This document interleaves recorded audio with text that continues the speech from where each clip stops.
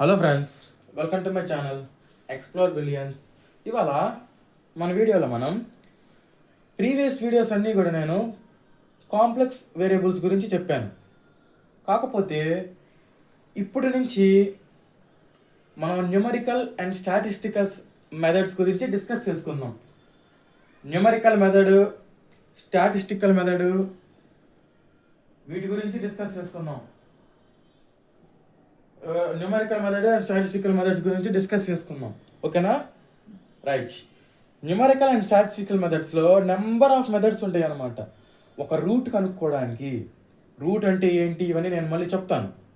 ఓకేనా? కాకపోతే ముందు ఒక రూట్ అంటే ఏంటి అని చూసే ముందు నెంబర్ ఆఫ్ మెథడ్స్ ఉంటాయి.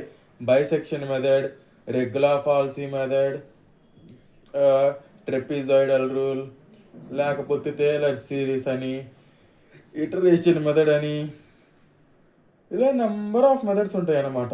ఓకేనా? కాకపోతే ఇవాళ మన వీడియోలో మనం ఇటరేషన్ మెథడ్ గురించి తెలుసుకుందాం. ఈ న్యూమరికల్ మెథడ్స్ అనేవి కాంప్లెక్స్ వేరియబుల్స్ ఉన్నంత కష్టంగా కూడా ఉండవు. చాలా సింపుల్ ఈ ఇటరేషన్ మెథడ్స్ అనేవి. ఓకేనా? వెరీ వెరీ సింపుల్, చాలా ఈజీగా ఉంటే జాగ్రత్తగా వినండి. రైట్. అసలు ఒక రూట్ అంటే ఏంటి అంటే, ఇప్పుడు ఫర్ ఎగ్జాంపుల్ ఒక ఈక్వేషన్ ఉంది, x² - 4x + 9 = 0. ఓకేనా? దీనికి రూట్స్ కనుక్కోమంటే మనం ఒకటి ఫ్యాక్టరైజేషన్ చేస్తాం, లేకపోతే -b ± √b² - 4ac/2a ఈ ఫార్ములా వేసి దీన్ని ax² + bx + c = 0తో కంపేర్ చేస్తే ఏ వాల్యూ అనేది 1 అయింది, బి వాల్యూ అనేది -4 అయింది, సి వాల్యూ అనేది 9 అవుతుంది. అలా A value, B value, C value substitute చేస్తాము.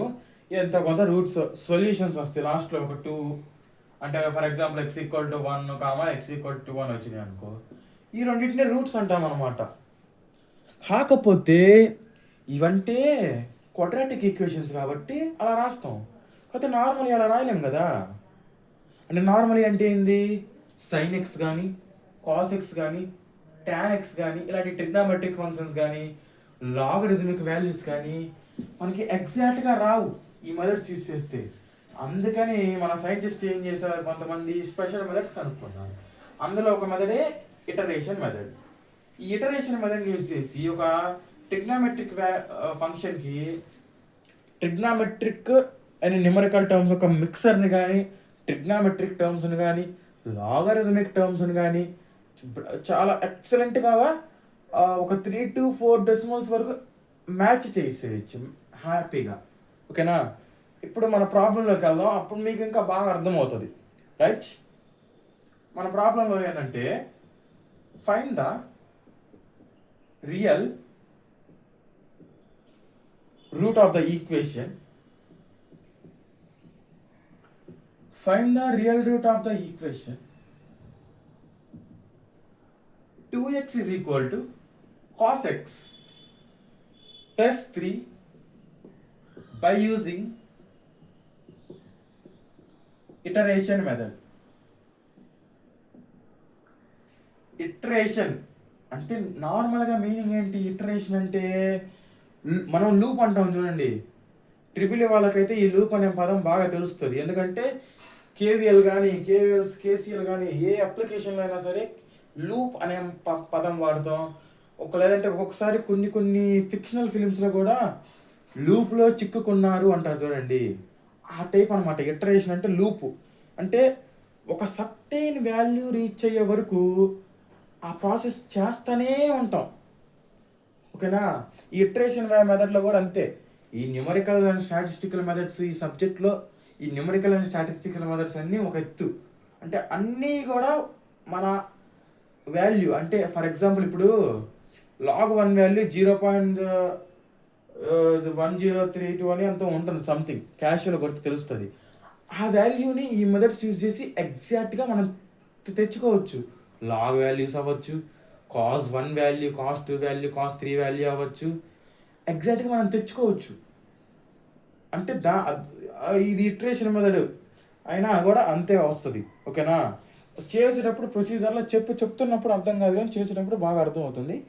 చూడండి, ఇక్కడ ఇంకొక కండిషన్ ఇచ్చాడు. Correct it to 3 decimal points అన్నాడు.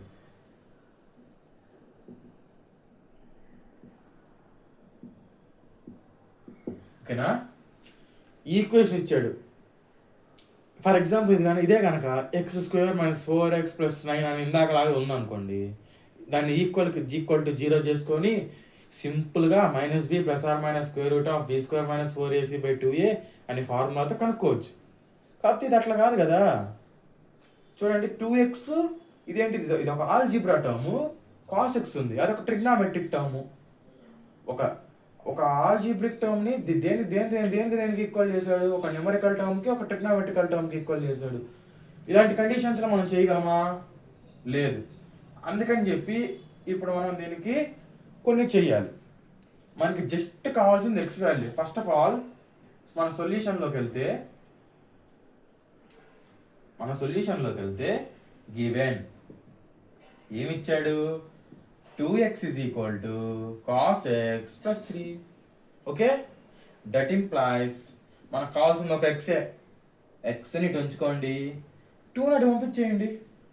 మనకి దాంతో అవసరమే లేదు. అవసరం లేనప్పుడు మనకి ఎందుకు? అవసరం లేనప్పుడు పంపించడమే. మనకు తెలుసు LHSలో ఉన్నప్పుడు 2లో ఉంటుంది కాబట్టి RHSకి వచ్చిన తర్వాత మల్టిప్లికేషన్లో ఉన్నది డివిజన్లోకి వస్తుంది. ఇప్పుడు ఇది మన x యొక్క టర్మ్. ఓకేనా? మనం let us assume that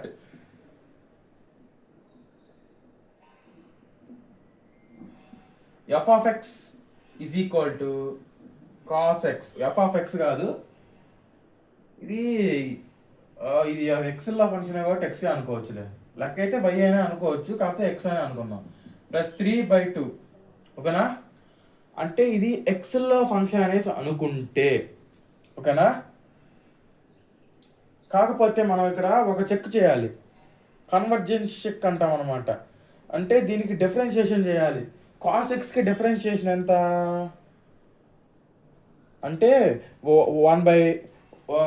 cos xకి differentiation చేస్తే మనకేమొస్తుంది చెప్పండి? -sin x వస్తుంది. కాకపోతే ఇక్కడ /2 ఉంది కాబట్టి -sin x/2 అని వస్తుంది. కాబట్టి -sin x/2 వచ్చినప్పుడు అలా చేయకూడదు. ఓకేనా? ఇప్పుడు దీన్ని మనం ఒక సక్సెసివ్ అప్రాక్సిమేషన్ అనుకోవాలన్నమాట. అంటే ఫర్ ఎగ్జాంపుల్ x ప్లస్లో 0 సబ్స్టిట్యూట్ చేయండి. Let x = 0.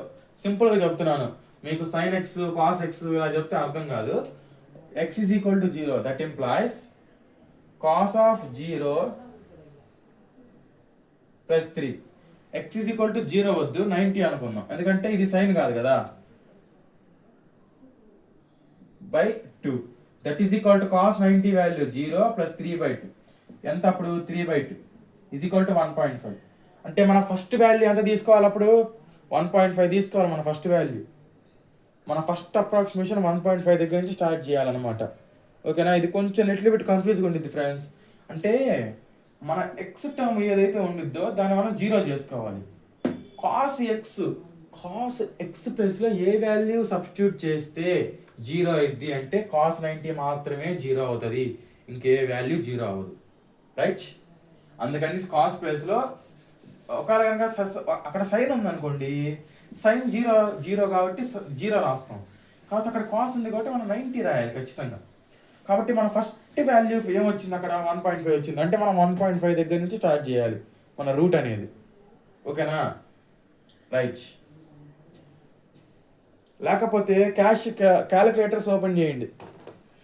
క్యాలిక్యులేటర్స్లో దీన్ని ఎలా డైరెక్ట్గా క్యాలిక్యులేట్ చేయాలో కూడా నేను చెప్తాను. ఇప్పుడు నార్మల్గా రాండి. ఓకేనా? అంటే మన వాల్యూ ఫైనల్ వాల్యూ ఏది రావాలని కూడా నేను ఇప్పుడే చెప్తున్నాను అనమాట, అప్రాక్సిమేట్గా చూసుకోవడానికి. చూడండి, క్యాషియో మనకు అక్కడ ఏంటంటే, ఇక్కడ నేను రాస్తాను చూడండి, కాస్ ఎక్స్ ప్లస్ 3 అనేది 2xకి ఈక్వల్ అవుతుంది. అంటే అంటే అర్థమైంది, కాస్ ఎక్స్ అనేది 2 times of X. For example X value 1 అనుకోండి, ఎక్స్ వాల్యూ 1 పెట్టుకున్నాం, అప్పుడు 2 ఇంటూ 1 2, ఎక్స్ వాల్యూ 1 పెట్టుకున్నాం, కాస్ 1 డిగ్రీ, క్యాషియోలో కాస్ ఆఫ్ 1 డిగ్రీ ఎంత వచ్చింది, 0.9999 వచ్చింది.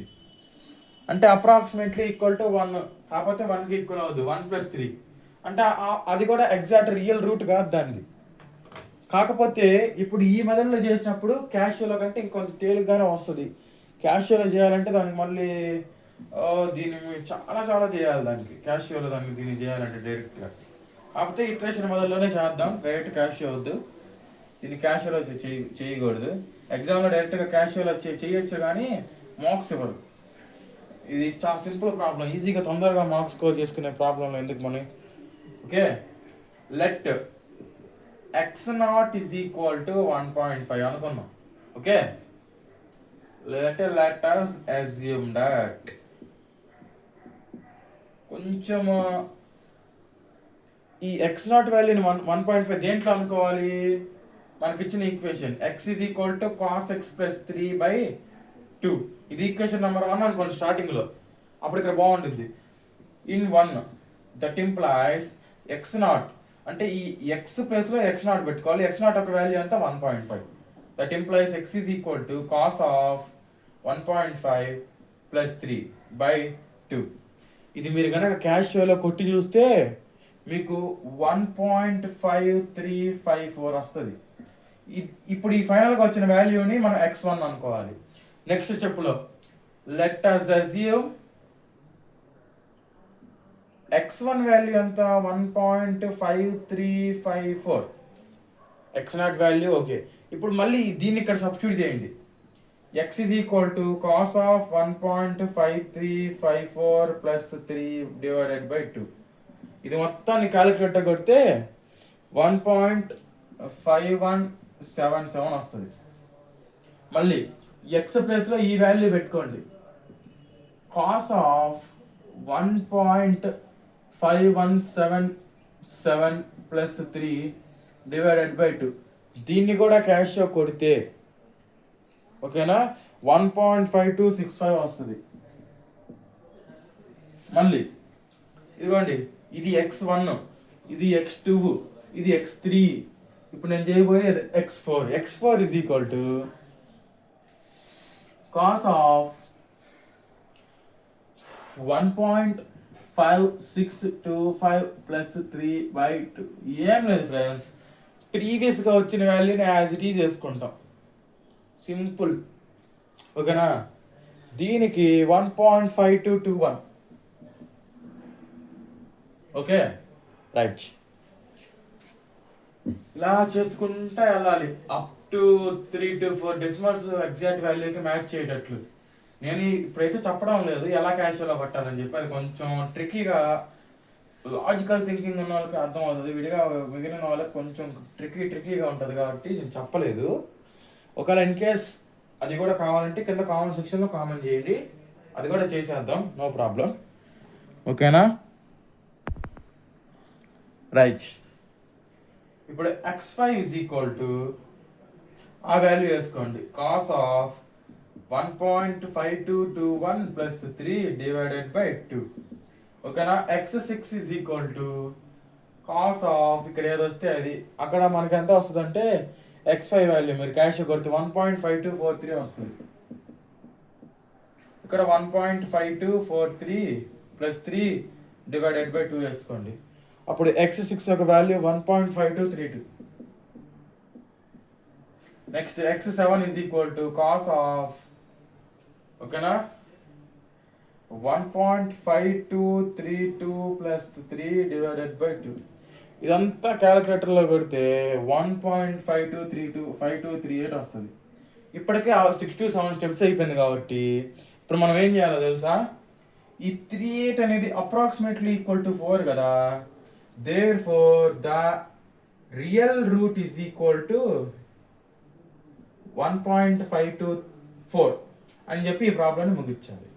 అంటే ఇంకా చేసుకుంటా పోతే ఇంకొక 3-4 అప్రాక్సిమేషన్లు వస్తాయి. మీకు ఎగ్జామ్లో టైం ఉంటే ఇంకొక 3-4 అప్రాక్సిమేషన్స్ చేయండి, లేకపోతే ఇంతటితో ఆపేయండి. ఓకేనా? మీకు ఇందాక సైన్ ఎక్స్ కాస్ ఎక్స్ అనే ఫార్ములాస్ చెప్పాను కదా, అలా అదేం గుర్తుపెట్టుకోవద్దు. జస్ట్ ఇక్కడ నీకు ఇక్కడ ఈ చివర ప్రీవియస్గా వీడియో స్టార్టింగ్లో చెప్పాను, ఆ కాస్ని 0 చేసుకుంటే ఒకటి వాల్యూ వస్తుంది, అక్కడి నుంచి చేసుకుంటే సరిపోతుంది అని చెప్పాను కదా, అలాగ చేసుకోండి. ఓకేనా? ఇప్పుడు ఈ వాల్యూని ఒకసారి సబ్స్టిట్యూట్ చేయండి కాస్ ప్లేస్లో కనుక 1.524 పెడితే కాస్లో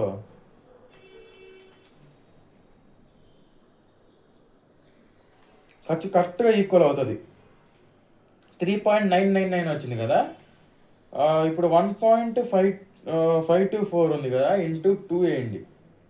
ఇంచుమించు 2 కలుస్తాయి. ఓకేనా?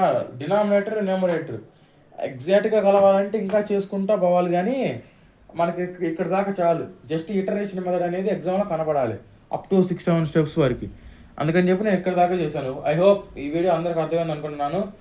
మా వీడియోలు మీకు నచ్చినట్లయితే please do like, share and subscribe. ఇంకొక వీడియోలో మళ్ళీ మీ ముందు ఉంటాను. రైట్, జాగ్రత్త, ఉంటాను. బాయ్.